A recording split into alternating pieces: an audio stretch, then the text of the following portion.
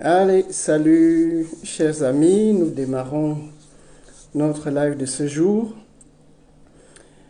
En attendant que quelques personnes puissent se connecter, nous allons écouter un grand combattant, un grand résistant. Salut les amis, vous qui nous avez déjà rejoints. Oui, vous avez compris, le président est mort. Il y a déjà quelques mois, plusieurs mois, l'an dernier, le président élu avait tiré la sonnette d'alarme en déclarant la vacance de pouvoir. Et vous étiez bien rendu compte qu'après cette sortie du président élu, le régime reptilien de Yaoundé avait reculé. On avait vu l'ambassadeur de France, un certain Guillou,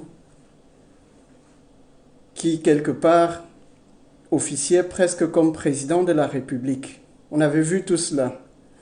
Et maintenant, le grand Valsero, un grand résistant qui nous commet cette chanson extraordinaire, le président est mort et le peuple cherche son corps. En somme, il appelle les Camerounais tout simplement à dire à ce régime reptilien que c'est la fin et qu'il doit dégager. C'est ça, si je devais résumer en deux mots, ou en un mot, cette chanson de Valsero. J'en profite pour vous rappeler, chers amis, chers internautes, que notre frère Valsero, allié du MRC et surtout grand combattant, un homme au très grand cœur, sera le 9 juillet prochain au Zénith à Paris. Et que nous devons, nous, Camerounais, nous désireux de changement au Cameroun, nous devons être nombreux à ce concert pour le soutenir, pour justement parler de résistance avec lui. Voilà, j'ai voulu en tout cas introduire ce live avec cette nouvelle chanson de Valsero qu'il a rendue publique cette semaine. Avant de rentrer donc dans le vif du sujet aujourd'hui, je vais vous demander qu'on rende hommage au MRC et ce sera un peu comme ça désormais dans nos lives. Donc, nous avons l'hymne de la Renaissance, l'hymne du rassemblement, ce chant qui nous permet de connaître que nous sommes là pour la résistance, que nous sommes là pour la renaissance du Cameroun. Donc, pendant quelques minutes, écoutons, célébrons cet hymne de la Renaissance. Je ne sais pas si le volume...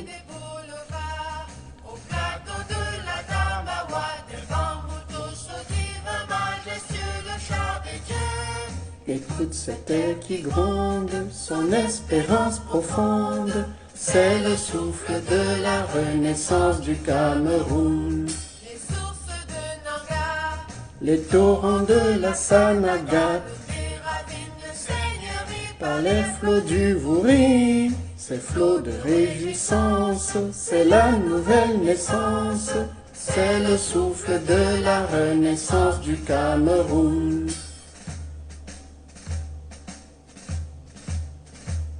Sur les Manengouba, sur les crêtes de Reibouba, ça qui nous caresse, Picoutsi d'allégresse, ces armatans qui changent, ces beaux chants triomphantes, c'est le souffle de la renaissance du Cameroun.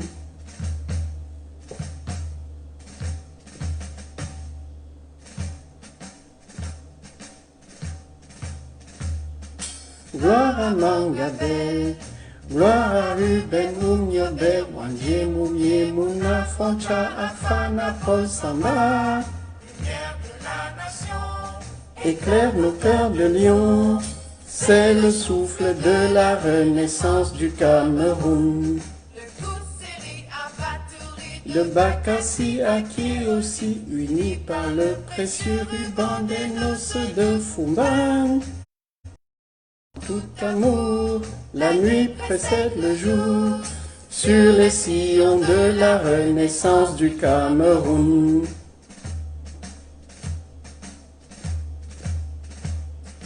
frères et sœurs ensemble, pays des indomptables, sur les sillons de la renaissance du Cameroun. Frères de sang ensemble, prônons le vivre ensemble, sur les sillons... Ah, c'est revenu, oui. Je m'engage sur les sillons de ta renaissance. Afrique en miniature, pour ta Progéniture, je m'engage sur les sillons de ta renaissance.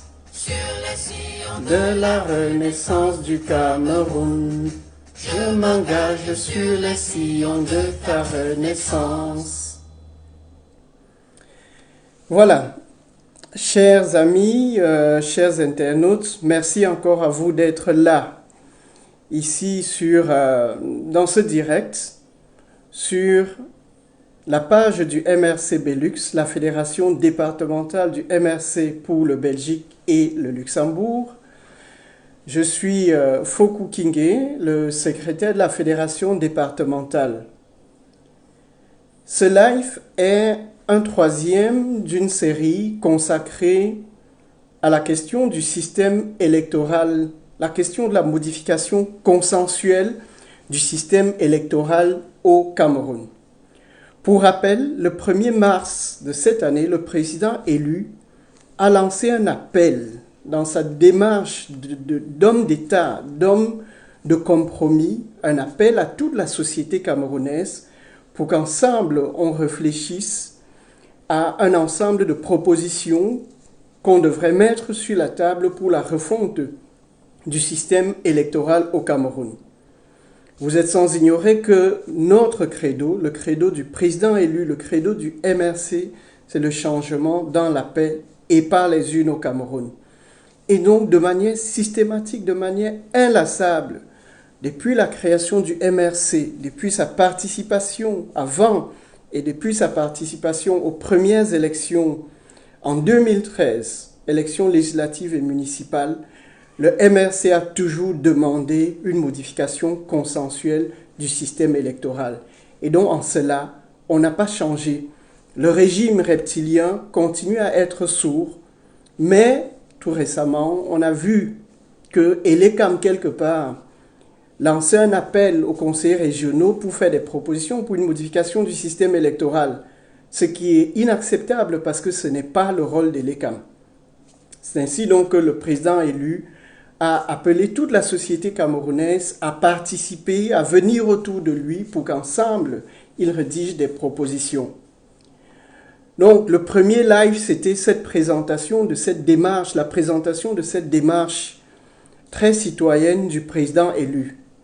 Dans un second live, j'ai voulu aborder finalement les problèmes qu'il y avait dans ce système électoral et ces problèmes que le président élu, que le MRC, que la société civile réellement progressiste décrit depuis de nombreuses années, ces problèmes que l'on doit changer si l'on veut vraiment faire des élections au sorti desquelles on n'aura pas de contentieux, on n'aura pas de troubles, si l'on veut aller vers une situation apaisée dans notre pays.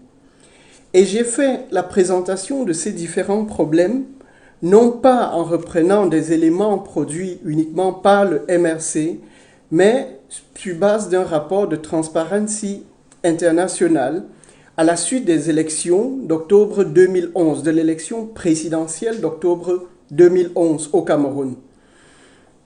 Et vous voyez, de 2011 à 2018, malheureusement, la situation n'a pas vraiment évolué. On pourrait dire que ce qui était en 2011, on l'a vécu. Donc 2018 a été un remake en quelque sorte de 2011. Avec une différence essentielle, c'est qu'il y avait un homme, un vrai combattant, un vrai résistant en 2018. Bien sûr, il y avait d'autres, mais il y avait cette fois-ci un résistant d'une certaine carrure et avec une détermination et une démarche très très systématique. C'est bien sûr le président élu Maurice Kamto, avec le MRC, avec tout le travail qu'il a fait de conscientisation, d'ouverture d'esprit chez les Camerounais, avec la campagne électorale extraordinaire qui avait été faite. Donc là, l'apparition de Maurice Kamto dans l'arène politique en ce moment-là, évidemment, a quelque part changé la donne. Mais il n'empêche qu'il est intéressant de revoir quels sont les problèmes qui étaient là en 2011 et qui demeurent.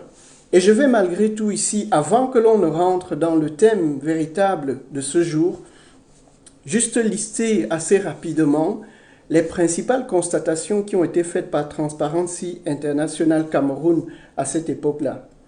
C'est que la première, c'était que d'une certaine manière, Elekam avait raté l'occasion d'affirmer sa pleine capacité à conduire et à maîtriser le processus électoral camerounais. Il y a eu une utilisation abusive des ressources publiques, à la fois matérielles et humaines. Vous le savez, toute l'administration camerounaise est mise à la disposition du candidat sortant.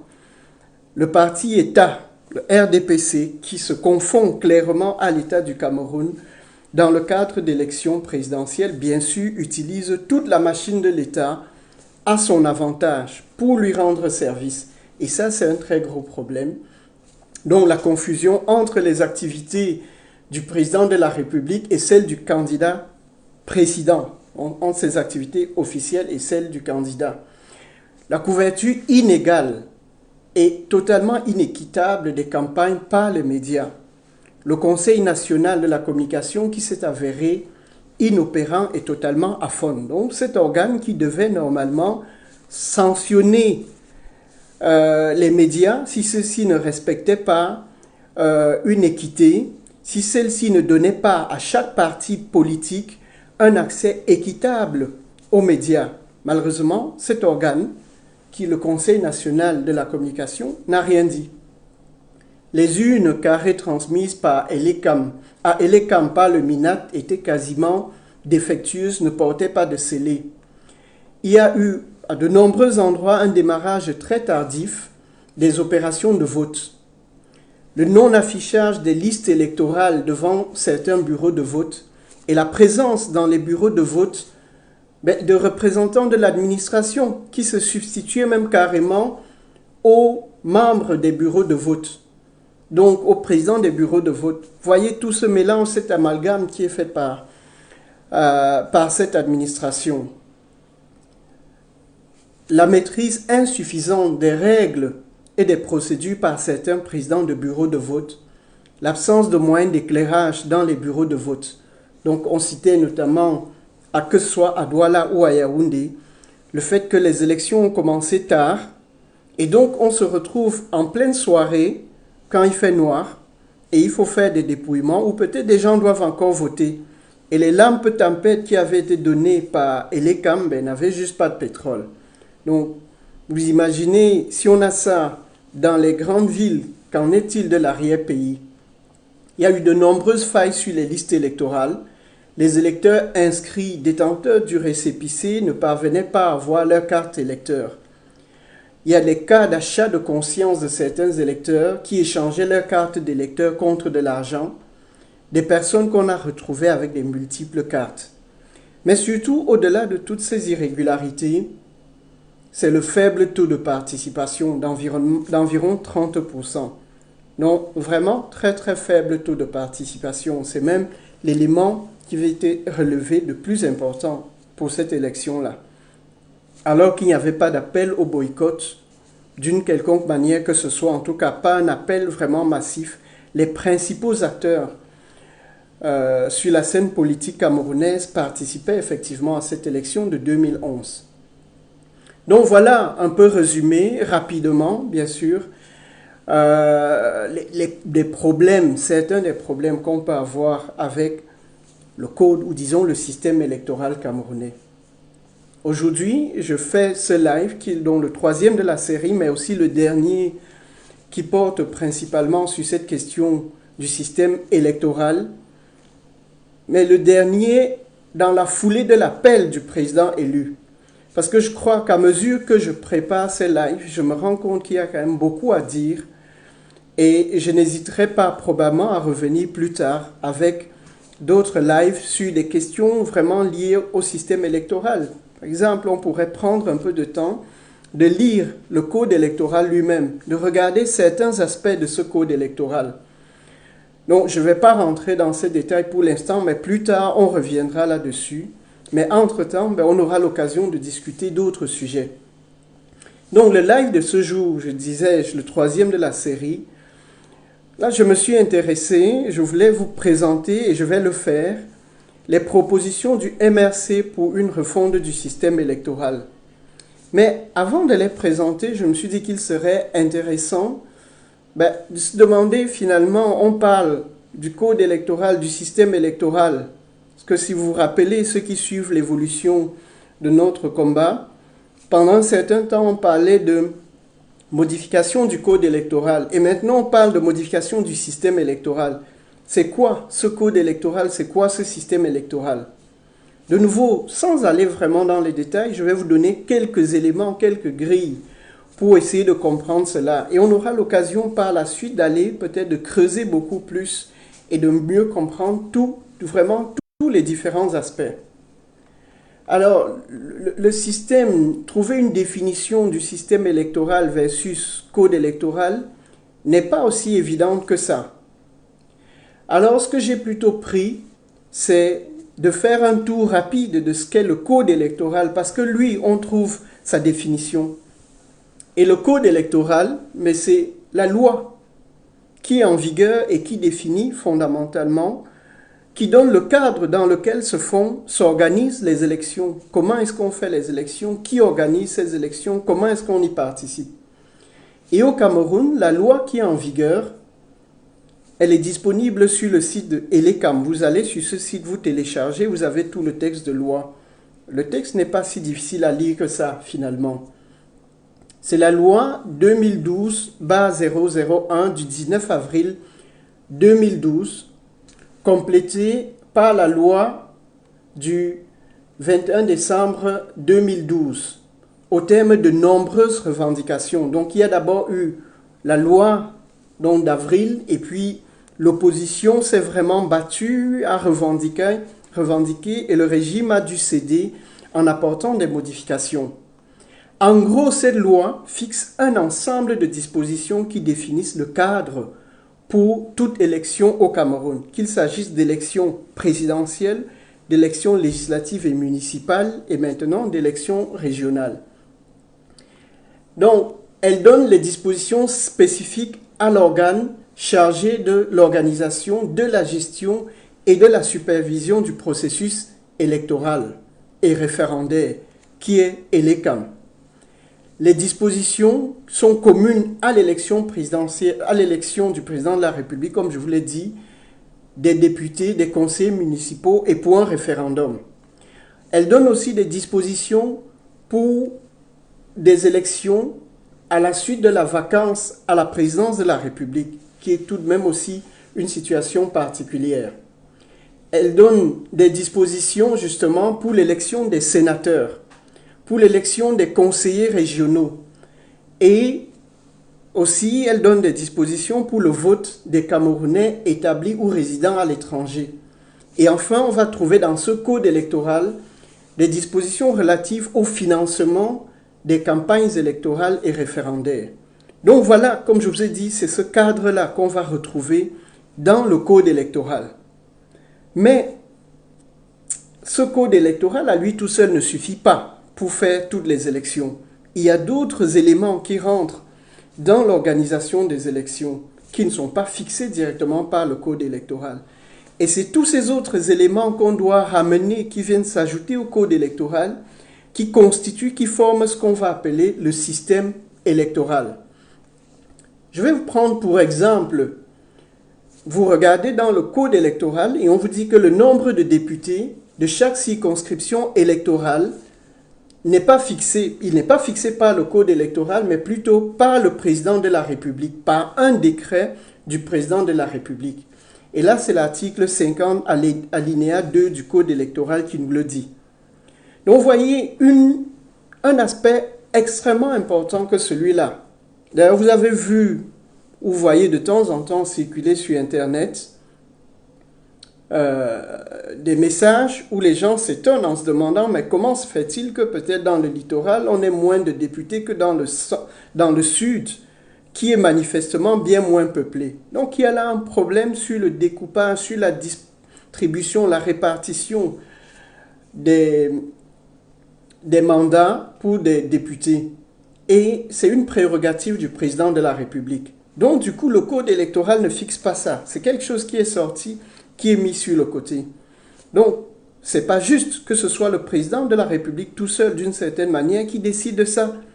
Puisque vous le voyez, on le voit bien aujourd'hui au Cameroun, que finalement, c'est vraiment fait, c'est taillé sur mesure pour donner un avantage au régime en place. Donc, on se dit que quelque part, des circonscriptions où le régime en place se dirait « Ah, là, ils sont beaucoup plus frondeurs, ils sont contre nous », ben, éventuellement, on ne va pas les inviter, on va leur donner moins de députés, alors qu'ils ont une population beaucoup plus importante.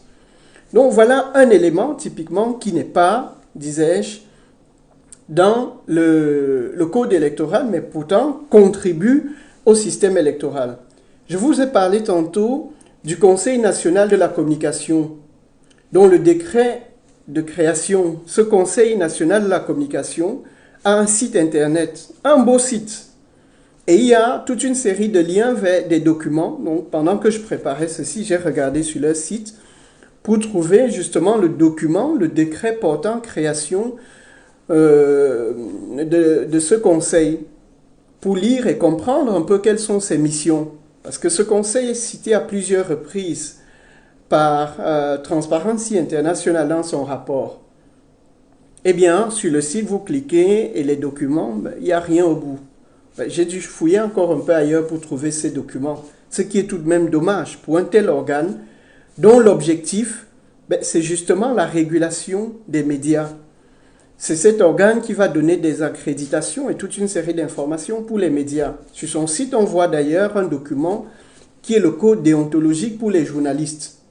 Mais très précisément, dans l'article 4, alinéa 1, justement du texte du décret portant création de cet organe, on mentionne que cet organe doit veiller à l'accès aux médias, notamment en période électorale. Donc c'est bien le CNC qui, en période électorale, est chargé de vérifier les temps d'antenne alloués à chaque candidat et de s'assurer que c'est bien respecté. Eh bien, en 2011, le CNC était totalement muet, ne réagissait pas aux appels de Transparency International. Vous doutez bien qu'en 2018, la situation ne fut nullement différente, puisque de nouveau, les temps d'antenne, notamment sur les médias publics, les temps d'antenne accordés à la CRTV étaient bien plus importants que ceux accordés aux autres partis politiques. Donc voilà un organe qui, vous pouvez faire la recherche dans le code électoral, il n'est cité nulle part. Le code électoral ne fait nulle part mention du Conseil national de la communication. Et pourtant, cet organe joue un rôle extrêmement... Ouais. Désolé les amis, petite coupure internet, mais là, c'est vraiment pas de notre faute parce que nous sommes cette fois-ci installés à 2 doigts de notre Wi-Fi. Mais c'est un peu la mauvaise qualité de la ligne ici dans la région où nous nous trouvons. Heureusement, c'est tout de suite revenu. Donc, je vous prie vraiment de nous en excuser. Donc, je disais que cet organe, qui est le Conseil national de la communication, on n'en fait pas du tout référence dans le code électoral, dans la loi. Pourtant, cet organe joue clairement un rôle primordial dans la bonne tenue des élections, pour qu'à la fin d'une élection, on puisse dire que c'était bien et qu'il n'y ait pas trop de contestation. Cet organe doit jouer son rôle. Eh bien, c'est un organe qui, malheureusement, à la solde du régime reptilien, probablement, et qui ne fait pas du tout et qui ne joue pas du tout son rôle. Un autre organe extrêmement important, j'ai envie de dire tristement célèbre, c'est le Conseil constitutionnel. Non pas tristement célèbre parce qu'il a tué des personnes, mais par le rôle extrêmement néfaste qu'il joue dans l'élection, avec le fameux irrécevable. Toujours coupé chez moi. C'est revenu. Ah, ok. Sorry. Voilà. Ah, malheureusement, les amis, oui, coupure de Internet. Bon, je ne peux vraiment pas faire quoi que ce soit pour l'instant par rapport à cela, si ce n'est revoir avec mon fournisseur Internet en semaine s'il n'y a pas lieu d'améliorer cela. Donc, je disais que le Conseil constitutionnel, avec le fameux Clément Atangana, joue un rôle essentiel dans notre système électoral. Donc, c'est lui qui connaît du contentieux électoral et proclame les résultats.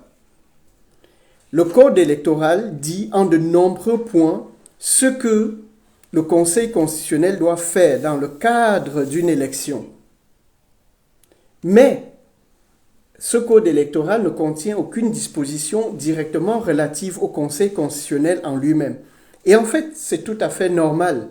Parce que si on va rechercher un peu pour voir ce que c'est que le Conseil constitutionnel, c'est une instance compétente en matière constitutionnelle et c'est aussi l'organe régulateur du fonctionnement des institutions du Cameroun de manière générale.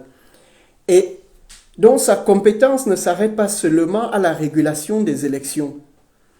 Cet organe est d'ailleurs prévu dans la Constitution du 18 janvier 1996 au Cameroun.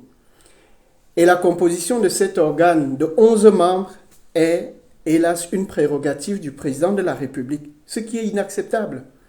Donc vous avez bien compris, le régime s'est taillé, malgré toutes les batailles qui ont été faites pour qu'on revoie, pour qu'on améliore, pour qu'on mette en place les CAM, on a maintenu le Conseil constitutionnel qui est celui qui proclame les résultats et dont les membres, même si on exige que les membres ne soient pas des membres d'autres partis politiques, n'aient pas d'acquaintance très particulière avec un camp ou un autre, mais les membres sont désignés par le président de la République qui, évidemment, va désigner essentiellement des personnes qui lui sont favorables. Donc vous comprenez que cet organe, donc, qui ne rentre pas dans le code électoral, mais qui est vraiment un organe constitutionnel décidé par la constitution de notre pays, joue un rôle essentiel pour le bon déroulement des élections au Cameroun. Donc voilà, pour vous donner un exemple, 2 organes supplémentaires qu'il faut dans la réforme qui doit être faite, dans la démarche que nous, société, nous, partis politiques, devons mener pour obtenir un système électoral consensuel, on doit rediscuter du rôle de ce Conseil constitutionnel et particulièrement de la désignation de ses membres. Est-ce que c'est le président élu de la République en exercice qui doit encore en décider? Je ne pense pas. Je n'ai pas de réponse aujourd'hui à cela. Je n'ai pas passé de temps à y réfléchir, mais je pense qu'il y a suffisamment de juristes et d'autres personnes au Cameroun et ici en diaspora pour le faire. Moi, mon rôle ici aujourd'hui, c'était simplement de vous montrer, à partir de quelques exemples, que en réalité, le système électoral, c'est quelque chose, c'est un concept de beaucoup électoral. Pour ce qui est de notre pays. Wifi de vous 95. Oui, Non, ça j'espère. fait Bon. Alors, les amis, nous allons rentrer maintenant dans la seconde partie de ce live, dont la première partie consacrée à essayer de cerner, mais de manière rapide, ce qu'est le système électoral, le code électoral, où sont les différences, comment les deux se mettent ensemble. Dans cette seconde partie de notre live, je vais vous présenter les propositions du MRC. Pour rappel, en fait, pendant la session parlementaire de mars 2015, le MRC a exhorté le Parlement national à examiner sa proposition de loi afin d'intégrer à notre code électoral toute une série d'amendements dans l'intérêt de la démocratie et de la paix. Mais cet appel a été rejeté. Donc les propositions de loi faites par le MRC, c'était déjà en 2015, présentées par notre député, l'honorable Lazare Sop, n'ont pas du tout été prises en compte. Et cette proposition de loi, ignorée, n'avait toujours pas été prise en compte, n'a pas été retenue après plusieurs sessions parlementaires. Il faut savoir que la loi est claire. Si vous faites une proposition de loi, soit le Parlement peut clairement dire pourquoi est-ce qu'il ne l'inscrit pas à l'ordre du jour, peut-être parce que vous ne respectez pas les règles, les éléments sur lesquels il faut revenir. Donc c'est quelque chose qui serait intéressant que nous revoyions aussi une fois. Qu'est-ce qu'il faut mettre dans une loi pour pouvoir respecter les canevas pour qu'elles soient présentées devant le Parlement. Mais si la proposition de loi que vous faites n'est pas formellement rejetée, eh bien, elle doit être inscrite à l'ordre du jour de l'une des séances et discutée au Parlement. Eh bien, notre proposition de loi n'a jamais été discutée, elle n'a jamais été rejetée. Donc, elle est là, dans les tiroirs. Et d'une certaine manière, le régime reptilien, évidemment, est en train de bafouer totalement la loi que lui-même écrit. On voyait par cette démarche républicaine, systématique et simple du président élu, on met en difficulté le régime, on le met face à ses propres contradictions. Lui qui veut prétendre que le pays est démocratique et que tout marche bien, nous démontrons tout simplement que, voilà, nous avons déposé des amendements à la loi pour le système électoral. Eh bien, cette proposition n'a même pas été discutée en Assemblée alors que nous remplissions tous les critères pour qu'elle soit prise en compte. Alors, les propositions faites par le MRC portaient principalement, donc en 2015, portaient essentiellement sur le code électoral, pas sur tout le système électoral. Et quels sont les éléments qu'on retrouve dans cette proposition ? Premièrement, l'instauration du bulletin unique. Pourquoi cette demande-là du bulletin unique ?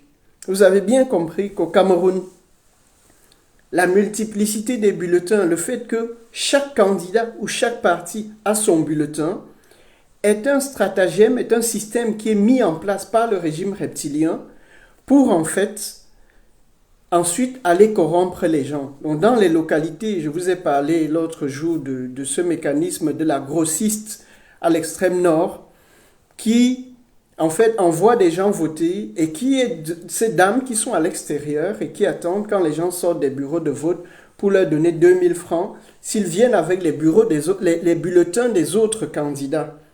Donc ainsi la personne qui est corrompue sort du bureau de vote en montrant clairement qu'elle l'a voté pour le régime reptilien, pour le RDPC.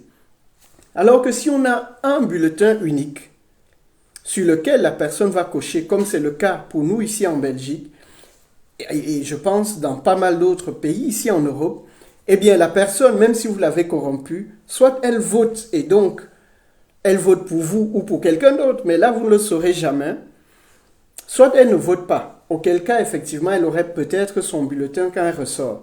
Donc c'est pour ça que nous demandons ce principe d'un bulletin unique. Ne serait-ce non seulement c'est pour lutter contre ce type de fraude, mais aussi ça va tout simplement réduire le coût globalement pour nous dans l'organisation des élections. On pourrait même, et c'est quelque chose que notre pays devrait envisager, c'est organiser des élections de manière informatisée électronique dans toute une série de parties du pays. Aujourd'hui, on peut le faire en mettant des bons éléments. On peut arriver à le faire complètement, à faire un vote totalement électronique. Même si dans des pays européens comme la Belgique, il y a eu une marche arrière sur toute une série de disputes, cela ne devrait pas nous empêcher, nous, dans nos pays, d'approfondir vraiment cette question-là du vote électronique, d'étudier, de travailler à mettre tous les contours pour réduire les risques de crainte que les gens pourraient relever par la suite. Une seconde demande qui est faite par le MRC, c'est les élections à 2 tours. Vous comprenez bien que l'élection à 1 tour, de nouveau, c'est réellement le système que le régime veut pour qu'éventuellement, si jamais il y avait trop de pression et qu'il diminuait le niveau de leur fraude, quand je parle de fraude, de fraude en termes de publication des résultats, il pourrait encore même vous dire, voilà, il y a eu une élection, le RDPC, le président, le dictateur sortant a eu 40% et son challenger immédiat a eu 30%, et puis tous les autres candidats se sont partagés les autres voix, et donc voilà, moi le candidat sortant, je suis le premier, j'ai gagné, c'est terminé. Alors que si on passe à une élection à 2 tours, évidemment, même s'il y a 300 candidats, 300 partis politiques qui sont mis en place par le régime, parce qu'on a compris que la multitude des partis politiques est un stratagème du régime reptilien en place, quelque part pour affaiblir évidemment la position de ce qui est dit comme étant opposition. Ou pour pouvoir justifier en disant, ben oui, ils n'ont pas eu beaucoup de voix parce qu'il y a eu beaucoup d'autres petits partis. Même si de l'élection de 2011, on voit un régime en place qui a eu, je pense, 77%, le SDF qui suivait directement avec, je pense, de l'ordre de 11%, et puis les autres candidats qui se partagent 3, 1, 2%. Donc c'est vraiment un émiettement total, du moins dans ce qui est présenté par le régime en place. Donc, si on avait une élection à 2 tours, eh bien, au deuxième tour, on aurait le candidat sortant et, disons, son challenger. Et il serait vraiment difficile pour ce système en place de démontrer que ce candidat sortant n'a eu que 15%, n'a eu que 12%. Vous voyez, donc c'est pour ça qu'il est extrêmement important qu'on passe à une élection à 2 tours. Et c'est quelque chose que nous demandons au MRC depuis 2013. On demande aussi la refonte de l'ECAM, et en particulier dans sa composition, et surtout pour y inclure des représentants des partis politiques. Que le choix des membres de l'ECAM ne peut pas être quelque chose qui est décidé par le gouvernement, par le président de la République tout seul, jamais. Ça doit être quelque chose justement de consensuel. Comment est-ce qu'on fait pour que chaque parti politique, pour que des organisations de la société civile importantes aient aussi des représentants au sein de l'ECAM, pour s'assurer que tout ce monde-là, en se mettant ensemble, en travaillant en amont, avant les élections, et puis en aval après les élections, arrive à produire quelque chose, un résultat qui soit de nature à regrouper, à rassembler le maximum de Camerounais. C'est ça, l'un des éléments importants. Nous demandons aussi, le MRC demande aussi, la révision de la Constitution pour permettre le vote à partir de 18 ans. Il est en effet curieux que dans notre pays, la majorité pénale soit à 18 ans, mais pourtant la majorité pour voter soit à 21 ans. Donc, un jeune de 18 ans, s'il commet des gaffes, peut aller carrément en prison. Et d'ailleurs, nos prisons sont pleines de personnes, même de moins de 18 ans, malheureusement. Donc ce jeune-là de 18 ans peut aller en prison pour des dégâts qu'il commet, mais au moment de voter, on lui dit, écoutez, vous êtes encore très jeune, vous ne pouvez pas voter. Vous êtes responsable pénalement, mais vous ne pouvez pas voter. Mais c'est quoi comme système? C'est juste inadmissible. Donc nous devons absolument demander à ce que dès 18 ans, les gens ont leur majorité et votent. Peut-être qu'un jour, on remontera même beaucoup plus loin. Mais pour l'instant, dès 18 ans, le jeune doit être en mesure de voter. On doit interdire la distribution des cartes d'électeurs par ELECAM le jour du vote. Dans le rapport de Transparency International, il mentionne le fait que les cartes d'électeurs se retrouvaient par paquets dans les bureaux de vote le jour d'élection parce que les gens n'ont pas encore récupéré totalement, parce que les gens n'ont pas pu retirer leur carte d'électeur. C'est quelque chose qui est juste inadmissible. Donc il faut s'assurer qu'avant l'élection, tous ceux qui sont censés voter ont reçu le précieux sésame qui leur permet de voter. Je reviendrai là-dessus dans la suite. C'est extrêmement important. Le jour du vote est consacré au vote. Ce n'est plus ce jour-là qu'on décide qui va être président dans le bureau de vote ou qui peut voter, comment, non. Le jour du vote, c'est pour le vote. On a déjà tous les éléments. Une autre exigence, c'est que les PV des résultats qui sont remis aux représentants des candidats et des partis politiques dans les bureaux de vote fassent foi au même titre que l'exemplaire remis à ELECAM. Vous savez que dans notre système électoral extraordinaire, vous avez en tant que candidat à la présidence de la République ou à l'élection présidentielle ou en tant que parti politique participant à une élection législative ou municipale, vous avez le droit, vous devez même d'ailleurs, mettre des scrutateurs, des représentants à vous dans les différents bureaux de vote.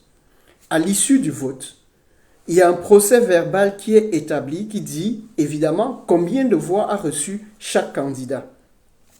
Vous votre représentant reçoit une copie de ce procès verbal.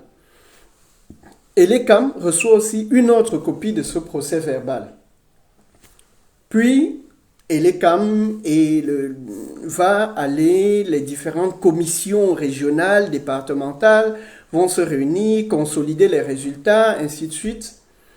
Et puis à la fin, vous allez découvrir que, mais tiens, dans vos différents bureaux, d'après vos calculs, vous estimez que vous avez gagné la mairie. Mais on va venir vous dire, mais non, vous n'avez pas gagné la mairie, parce qu'en fait, désolé pour vous, vous avez eu juste 40%. Et bon, et l'autre partie est majoritaire, vous avez eu 20%. Et le régime reptilien majoritaire, c'est lui qui gagne tous les voix, tous les postes, toutes les places. Qu'est-ce que vous faites? Ah non, on n'est pas d'accord, on va porter plainte devant le Conseil constitutionnel. Même si ce n'est pas Clément Atanga qui est présent, mais entre-temps, les bulletins, les procès-verbaux sont passés chez Elecam. Et Elecam a fait de la magie. Vos 60% sont devenus 20%. Et ça, c'est sur le procès-verbal d'Elecam. Et devant Clément Atangana, qu'est-ce qu'il va vous dire devant le Conseil constitutionnel? Monsieur, que dit la loi? Que dit le code électoral?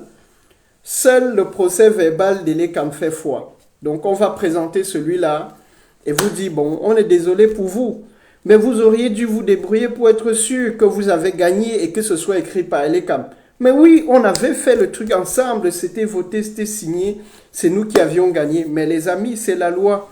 Et nous, ici, vous savez, au Cameroun, nous respectons la loi. C'est un pays de droit, c'est un pays démocratique. Et attention, si vous vous plaignez encore, eh bien, on va vous verser de l'eau qui gratte, hein, les amis. Parce que nous ne voulons pas de désordre dans ce pays. Voilà ce qu'on va vous dire, voilà ce qu'on va faire. Donc, ce que nous voulons, c'est que si on reste sur ce système quelque peu archaïque de ces procès-verbaux que chacun prend, on peut même les accepter tels qu'ils sont. Mais il faut que mon procès verbal, celui du MRC, celui du SDF, celui de tel autre parti, ainsi de suite, fasse foi autant que celui de l'ECAM. Et alors ainsi, en cas de contentieux, il suffit juste de mettre sur la table les procès verbaux des différents groupes. Et on voit ce qui est inscrit. On aura la vérité. Mais cette vérité-là, le régime reptilien ne la veut pas. Cette vérité-là, ils ne vont pas l'établir tant qu'ils contrôlent l'ECAM. Vous comprenez pourquoi est-ce que nous demandons non, cette refonte de l'ECAM pour qu'on soit aussi en mesure d'amener des personnes indépendantes au sein de l'ECAM. Parce que si on a ces personnes, évidemment, le procès verbal de l'ECAM ne sera pas modifié, mais même s'il est modifié et qu'on a cet autre élément de la loi, on peut venir et faire le poids avec les procès-verbaux des différentes personnes, des autres partis. Donc une autre demande aussi, c'est l'instauration du vote obligatoire au Cameroun. Nous pensons avec le président élu, et c'est extrêmement important, que dans un pays justement où il y a, vous avez vu, j'ai dit plus loin avant ceci, que l'une des préoccupations de Transparency International, c'était le fait qu'on avait 30% de participation. Eh bien, nous pensons qu'il serait intéressant de faire comme en Belgique, c'est de dire que les populations ont des droits, mais aussi des devoirs. Et l'un des devoirs fondamentaux de tout citoyen, c'est d'aller voter. Qu'il aille à l'élection et qu'il mette un bulletin nul, s'il dit qu'il ne veut pas du tout. Mais il est obligé d'aller voter. On ne lui demande pas s'il veut voter, on lui dit qu'il est obligé de voter parce que ça fait partie de ce qu'on attend pour un citoyen dans le pays. Et nous pensons que si on introduisait cette possibilité, bien sûr, cela réglerait directement toute une série d'aspects. On verrait comment en fait organiser les inscriptions sur les listes électorales. C'est-à-dire que vous n'auriez plus besoin de vous inscrire. À partir du moment où vous êtes Camerounais résidant au Cameroun, l'État, via son administration, devrait être en mesure de dire « Ah oui, monsieur tel, oui, monsieur David Ledoux Kamdem, oui, vous avez 18 ans, vous remplissez les conditions de vote, vous résidez dans telle commune, donc vous pourrez aller voter et on pourra vous envoyer ce qu'il faut pour voter en ce moment-là. » Et tout sera juste simple pour nous tous. Mais bien sûr, une précondition pour faire cela, c'est qu'il faut aussi avoir un fichier de la population. Je ne vais pas rentrer dans ce volet-là qui est un aspect que nous mentionnons dans notre programme de gouvernement. Comment est-ce que nous faisons pour avoir un fichier de la population qui est correct, qui est bien, qui est régulièrement à jour? Ce n'est pas de la sorcellerie, c'est quelque chose que nous pouvons faire extrêmement. Il y a plein d'informaticiens au Cameroun qui peuvent travailler à cela. Il y a plein de personnes qui connaissent l'électronique, qui connaissent tout ce qu'il faut aujourd'hui pour mettre en place pour qu'on constitue un fichier de la population fiable. Il faut juste de la volonté politique. Il faut que le régime, il faut que ceux qui sont en place au Cameroun aient envie de faire changer notre pays. Juste cela et on pourra le mettre en place. Donc le vote obligatoire amènera toute une série de simplifications. Et enfin, l'une des propositions que nous mettions aussi, c'était la biométrie intégrale. Pourquoi je parle de biométrie intégrale? C'est qu'aujourd'hui, on a quelque chose qui ressemble à la biométrie. Vous savez, quand vous allez vous inscrire sur les listes électorales, on prend vos empreintes, on enregistre dans une machine extraordinaire. D'ailleurs, on se demande pourquoi, ayant cette machine, ça prend tant de temps. Pourquoi ici à Bruxelles, nous ne pouvons pas nous inscrire? Pourquoi à Bruxelles, nous n'avons pas ainsi de suite? Oui, on me dit que la machine est éventuellement en panne. C'est un ordinateur. Remplacer cet ordinateur est extrêmement compliqué. C'est vrai que c'est un ordinateur un peu particulier. Il faut le protéger pour s'assurer qu'on ne puisse pas y accéder n'importe comment. Mais tout de même, j'ai de la peine à imaginer qu'il faille plus d'1 an pour que le Cameroun soit en mesure de mettre des ordinateurs à la disposition de tous les systèmes, de tous les points focaux en dehors du Cameroun et en particulier celui de Bruxelles. Combien coûte cet ordinateur? Est-ce qu'il coûte 1 milliard? Est-ce qu'il coûte même plus d'1 million? Même si c'était 1 million, 2 millions, ça représente quoi par rapport à la nécessité de créer des conditions pour qu'il y ait de l'apaisement, pour qu'il y ait de la sérénité dans notre pays? Ça représente quoi à côté des millions qui sont détournés dans la création de stades de football, de terrains de football, de toute une série d'éléments? Je ne dis pas qu'il ne faut pas faire les terrains de football, mais on n'a pas besoin de dépenser tous ces milliards alors qu'on peut les faire à un tarif plus intéressant. Donc, si ces machines ne sont pas disponibles ici à Bruxelles, ce n'est qu'une question de nouveau de volonté, de détermination du régime reptilien à frauder, à tricher. Donc nous demandons cette biométrie intégrale. Ça signifie que d'une part, pour vous inscrire, si on n'est pas dans le système où le vote est déjà obligatoire, mais pour vous inscrire, qu'on prenne vos empreintes, mais aussi que pour le jour du vote, on prenne vos empreintes, que vous votiez aussi de manière électronique. Et dans ce cas-là, la boucle serait bouclée. Les personnes qui viennent voter plusieurs fois, 3, 4 fois, ne pourraient juste pas voter si on introduisait la biométrie intégrale. Mais faire une biométrie qui consiste juste à relever, constituer, entre guillemets, les listes électorales. Donc on enregistre des gens, mais à partir d'un fichier électoral qui lui-même était déjà biaisé au départ. On constitue un fichier électoral qui est géré par un ELECAM, finalement, qui n'est que le représentant, qui n'est que la voix du système en place. À la fin, les listes qu'on vous produit, quelle est la véracité de ces listes? Qui est-ce qui nous certifie qu'il y a 200 personnes qui sont inscrites en Belgique? Comment est-ce qu'on peut certifier cela? Si nous n'avons pas confiance, parce que nous sommes tous autour pour pouvoir vérifier ce qui rentre dans ce système biométrique. Donc voilà, listé comme ça, les quelques propositions qui se trouvaient dans la proposition de loi du MRC. Je pense que l'instauration du vote obligatoire n'était même pas déjà dans cette proposition dans ces années-là. Mais c'est un élément qui est revenu récemment dans les propositions du MRC et que j'ai voulu reprendre pour vous ici. À côté de ces propositions qui ciblent principalement le code électoral, je pense qu'il est important d'aller voir un peu plus sur le système électoral. Et là-dessus, j'ai repris en grande partie des propositions faites par Transparency International et qui sont justes, qui sont correctes, qui relèvent du bon sens, qui relèvent des observations qu'ils ont faites. Donc, ils ont été observateurs pour l'élection, ils ont relevé toute une série de dysfonctionnements Et c'est tout à fait naturel qu'il fasse des propositions. Et je pense que ces propositions devraient rentrer dans le corpus de l'ensemble d'éléments qui sont mis sur la table pour la discussion. Alors, l'une des premières propositions, c'est de revoir le cadre législatif. Que je vous ai parlé du code électoral, mais il y a clairement toute une série de lois qui sont en vigueur et qui définissent les élections, le fonctionnement des élections. Certaines de ces lois se chevauchent même les unes et les autres. Et finalement, on se retrouve là dans une situation qu'on appelle vraiment le maquis politique. Parce que le maquis juridique, vous avez de la peine finalement à vous y retrouver. Donc, il faut mettre en place un code électoral unique. Il faut aussi réviser la loi sur le financement des partis politiques et établir un encadrement rigoureux des dépenses liées aux activités de campagne. Donc, si un tel élément était mis en place, vous comprenez que le candidat sortant, le candidat président, évidemment, lui ne pourrait plus tout simplement utiliser tous les moyens de l'État pour promouvoir, essayer de pousser sa campagne. Il faut, au niveau de l'ECAM, renforcer la professionnalisation de l'ECAM.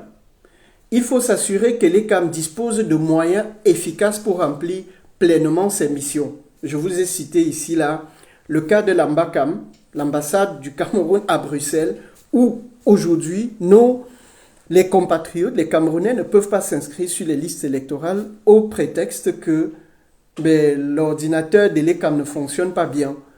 Qu'au moment où nous préparions, donc déjà en 2018, lorsqu'on préparait les élections de 2018, eh bien, on nous avait dit qu'il y a des problèmes avec les ordinateurs.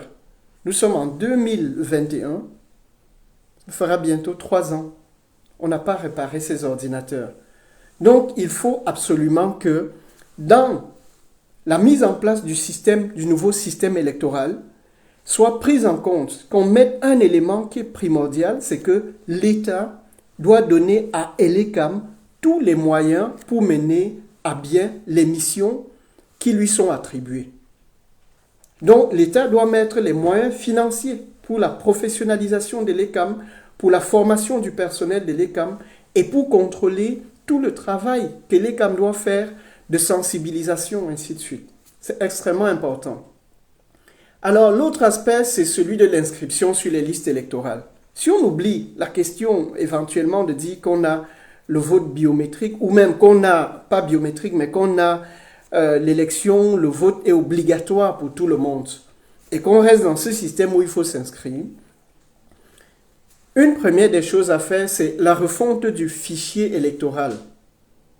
La refonte du fichier, c'est que l'ECAM a hérité d'un fichier venant du MINAT qui, je vous le disais la dernière fois, contient déjà des noms en double, voire même en triple. Eh bien, ce fichier-là, il faut le remettre à plat pour vérifier, éliminer tous ces doublons, le clarifier, s'assurer qu'on part d'une base qui est correcte. Et une fois qu'on a fait cette refonte du fichier électoral, il faut aussi des méthodes de gestion beaucoup plus modernes pour gérer ce processus justement d'inscription sur les listes électorales. Et l'une des choses donc, qui est demandée par Transparency International, c'est l'institution d'une carte biométrique. Vous voyez qu'entre-temps, ils sont venus avec la biométrie. On peut s'inscrire de manière biométrique, mais seulement la carte, elle est délivrée quand? On ne sait pas. Pour pouvoir vous inscrire sur la liste électorale, il faut qu'au préalable, vous ayez la carte consulaire ici en Belgique. Et la carte consulaire, quand est-ce que vous l'obtenez? On ne le sait pas. Il faut attendre presque comme la carte nationale d'identité au Cameroun. Donc ça, c'est juste inacceptable. Tant qu'on ne règle pas cette question-là, pour nous en tout cas qui sommes ici en diaspora, demander aux gens d'aller s'inscrire, c'est presque, ok, on va faire ce travail, mais c'est presque un coup d'épée dans l'eau. Il faut organiser de sorte que les gens puissent avoir facilement. Et que disait donc TIC? C'est que la carte d'élection est délivrée au moment où la personne s'inscrit. Fini. Donc, fini de venir d'abord demander la carte consulaire et attendre. Vous voyez, vous vous inscrivez dans le système biométrique, on vous donne immédiatement votre carte d'élection. C'est fini. On ne discute pas. On prend votre photo, on fait tout ce qu'il faut, l'appareil imprime et vous donne la carte. C'est ça ce qu'il faut faire. Pas de demi-mesure, pas d'aller-retour. Si on prend pour nous ici en diaspora, qu'est-ce qu'il faut? Il faut prouver d'une part qu'on est Camerounais, donc des gens qui possèdent un passeport, qui possèdent éventuellement leur acte de naissance avec la preuve qu'ils sont de là. Mais si on reste dans le système actuel qui veut que seules les personnes ayant la nationalité camerounaise peuvent voter, eh bien, il faudrait qu'on s'assure que seul cela réellement vote. Ça signifie que d'une part, donc, vous présentez des éléments qui montrent que vous résidez en Belgique, donc par exemple votre carte de séjour, votre passeport, et immédiatement on vous inscrit, on vous donne la carte d'électeur. Mais aussi le jour du vote, on doit s'assurer que votre titre de séjour n'est pas une carte d'identité belge. Parce que si vous avez la carte d'identité belge, ça signifie que vous n'avez pas le droit de voter. Mais si on vous permet, ou si on permet à certains, alors il faut qu'on revoie cette loi. Et c'est l'une des choses que nous, en diaspora, demandons. C'est l'une des choses qui est inscrite dans le programme de gouvernement du MRC, c'est que vous êtes Camerounais, vous êtes né Camerounais et vous resterez Camerounais. Point final.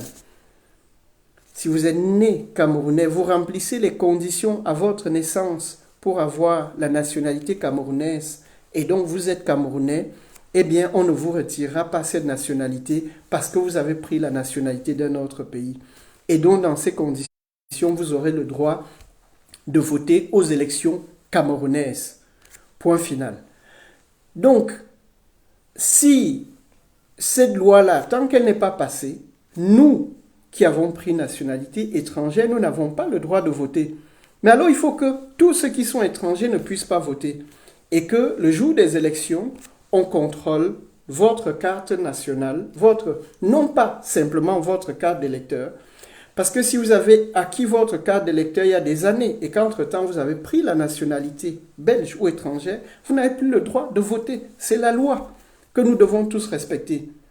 Parce que si, du fait de vos entrées quelque part à l'ambassade ou je ne sais trop où, vous avez pu vous inscrire sur les listes électorales, alors que d'autres qui viennent aussi comme vous avec une pièce d'identité étrangère ne peuvent pas s'inscrire, si vous avez pu vous inscrire, vous ne devrez pas pouvoir voter parce que vous devrez montrer à la commission, donc aux personnes qui constituent donc le bureau de contrôle de l'élection, le bureau de vote, ceux-là devront vérifier est-ce que c'est bien une carte de séjour belge, pas une carte d'identité. Si c'est une carte d'identité, vous ne votez pas.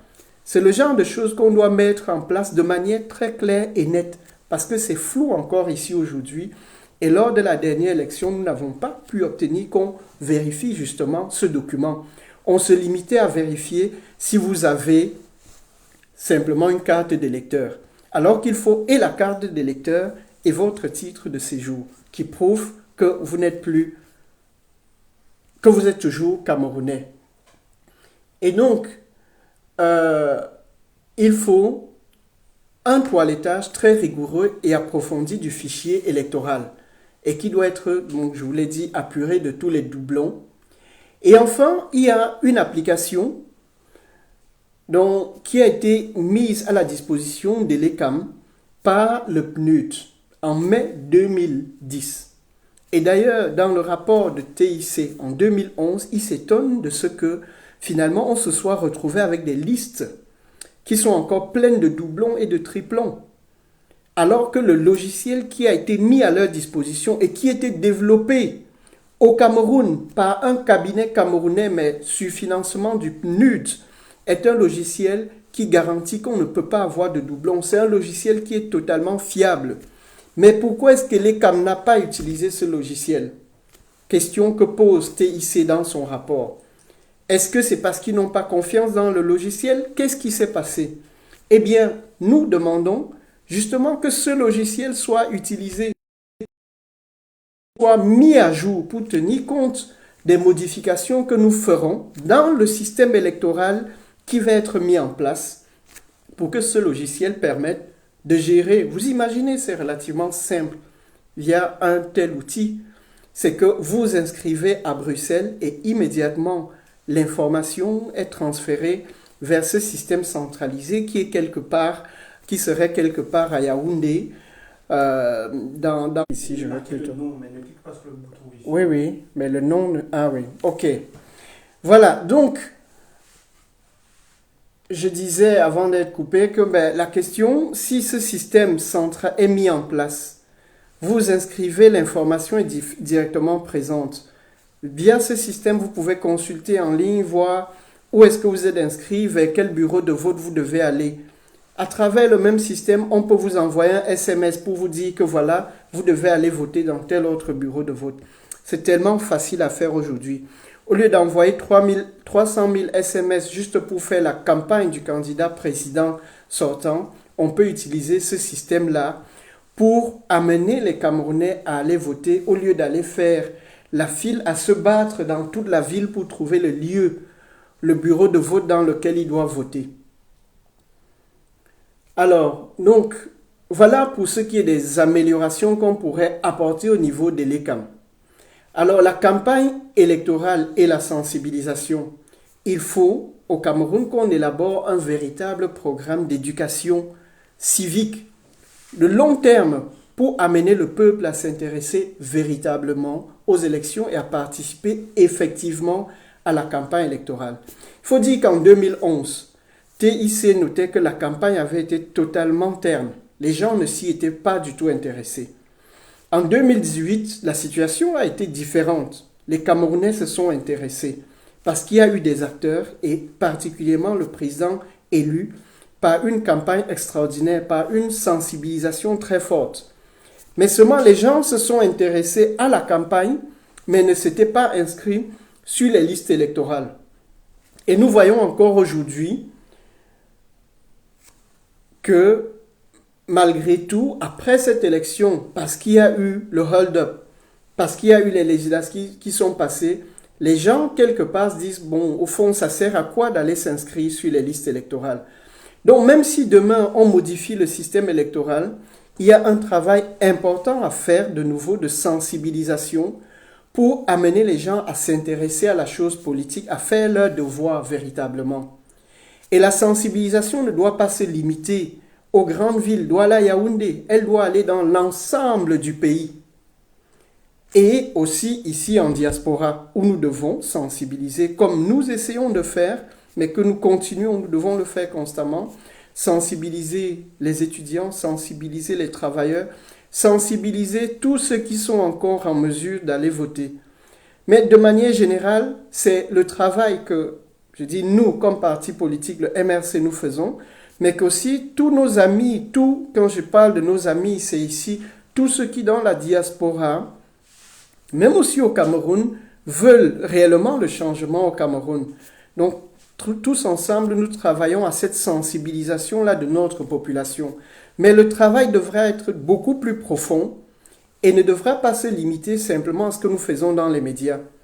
Je vous ai dit dernièrement, et c'est mis dans ce rapport de TIC, que la radio aujourd'hui au Cameroun représente le vecteur le plus important de transmission d'une information à l'ensemble de la population qui est encore majoritairement dans l'arrière-pays et qui n'a pas accès à Internet, qui dans l'arrière-pays n'a pas l'électricité qui lui permet justement d'avoir accès à Internet, qui s'appuie beaucoup plus sur la radio parce qu'il suffit de mettre les piles.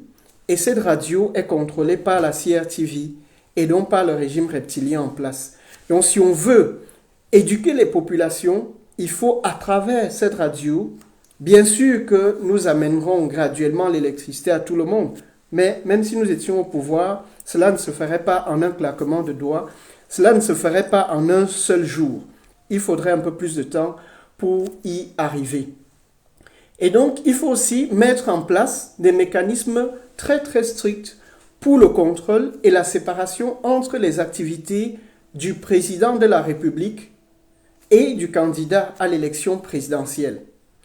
mettre une séparation nette entre les activités des députés, des responsables du parti au pouvoir. Aujourd'hui, le RDPC, même si c'est demain le MRC, qu'ils n'utilisent pas leur position peut-être de parti dominant, de parti au pouvoir, pour évidemment peser sur la campagne électorale. Donc il faut un contrôle très strict de tout cela. Alors, pour ce qui est des médias, bien sûr, il faut définir des règles d'éthique et de déontologie pour les organes de la presse et alors donner une réelle autonomie au Conseil national de communication pour que ce conseil fasse réellement son travail, qui est de contrôler en période électorale que les temps d'antenne sont alloués de manière équitable, de s'assurer que les différents médias traitent de manière équitable les différents participants à l'élection. Enfin, les opérations de vote. Donc, il faut, et ça c'est l'une des demandes qui viennent de chez nous au MRC, donner un véritable statut aux scrutateurs. Donc, leur donner presque une forme d'immunité pour leur éviter les menaces et les brutalités dont ils sont victimes aujourd'hui. Vous savez que lors de l'élection de 2018, bon nombre de nos scrutateurs ont été éjectés des bureaux de vote. On les a menacés, on les a tabassés, on les a molestés. Et donc les gens ont peur d'aller dans les bureaux de vote pour dire réellement ce qui se passe.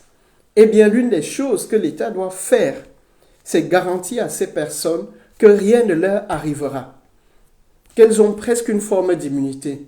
D'autre part, pour garantir qu'on a des scrutateurs à suffisance dans les bureaux de vote, eh bien, notre proposition, c'est que l'État prenne en charge les frais de ces scrutateurs.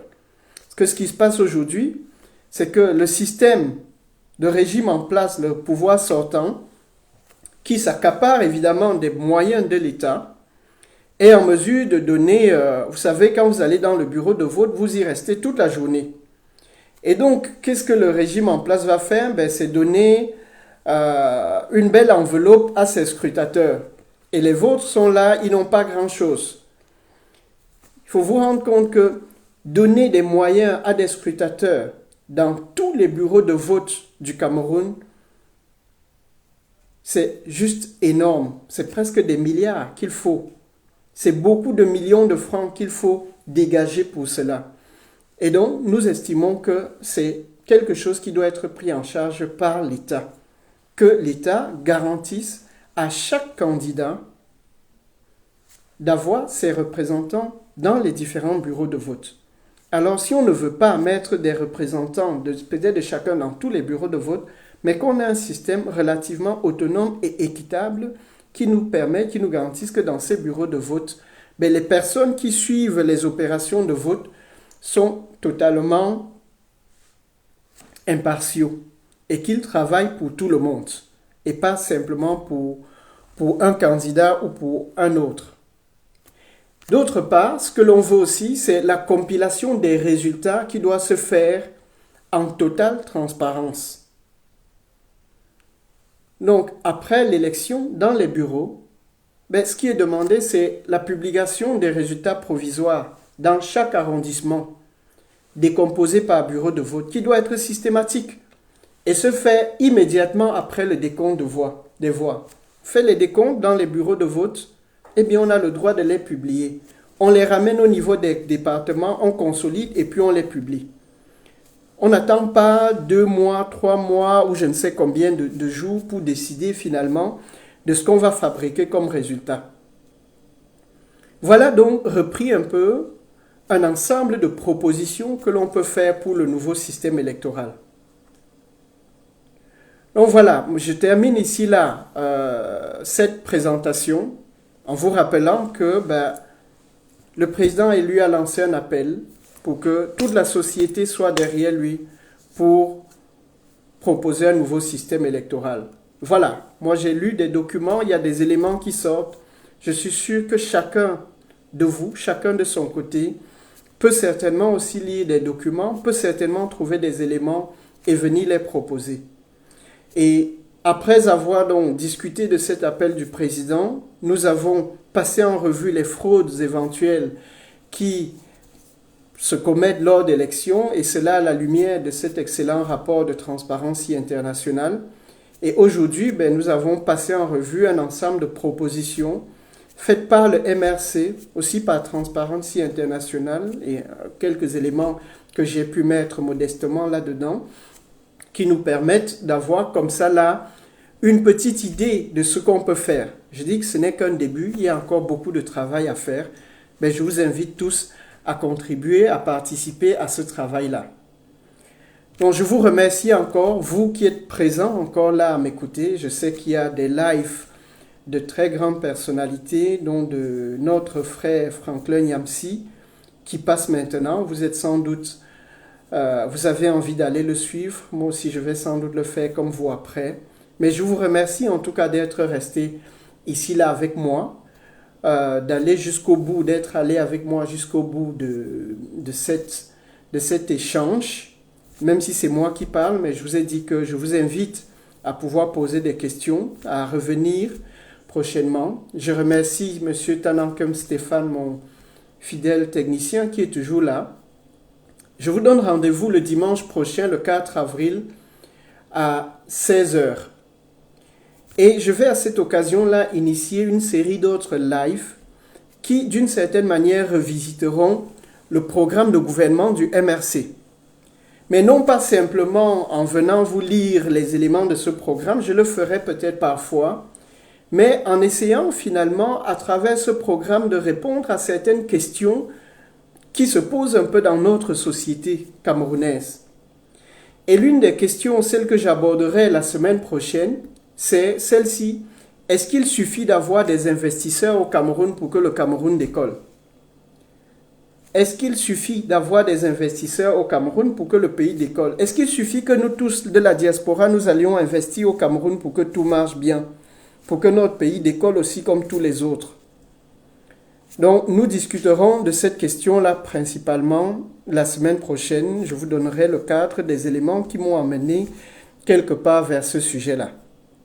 Donc voilà, chers amis, chers internautes, chers membres du MRC, sympathisants et tous les autres, je vous souhaite une bonne fin de week-end et je vous souhaite à dimanche prochain. Surtout, portez-vous bien, faites attention à vous avec la Covid qui malheureusement continue à sévir ici et au Cameroun. Nous avons bon nombre de nos amis qui ont perdu des membres de leur famille et je leur souhaite d'ailleurs mes sincères condoléances et ceux de notre département aussi, qui les ont perdus, certains à cause de la Covid-19 et d'autres pour diverses autres raisons. Je leur souhaite mes condoléances et non, je vous prie tous d'être toujours alertes. Et surtout, n'oubliez pas les amis, vos cotisations et votre soutien pour les prisonniers du MRC. Je n'en ai pas directement parlé aujourd'hui, mais ça reste extrêmement important. La commission MISPA a besoin de notre soutien pour prendre en charge les nôtres qui sont prisonniers. Mais nous allons aussi, bien sûr, j'ai vu M. Ndjif, l'ambassadeur en Allemagne, qui me demandait là si le simple fait de faire ces lives ou bien le fait de parler ainsi va faire en sorte d'imposer le système électoral, alors qu'il faut en fait amener nos compatriotes dans la rue. Je vais lui répondre que l'un ne remplace pas l'autre, que nous avons besoin de continuer à faire ce travail, ne serait-ce que pour nous-mêmes, pour nous consolider, pour nous reconforter, mais qu'en même temps, nous faisons aussi un travail sur le terrain au Cameroun pour amener nos compatriotes à sortir.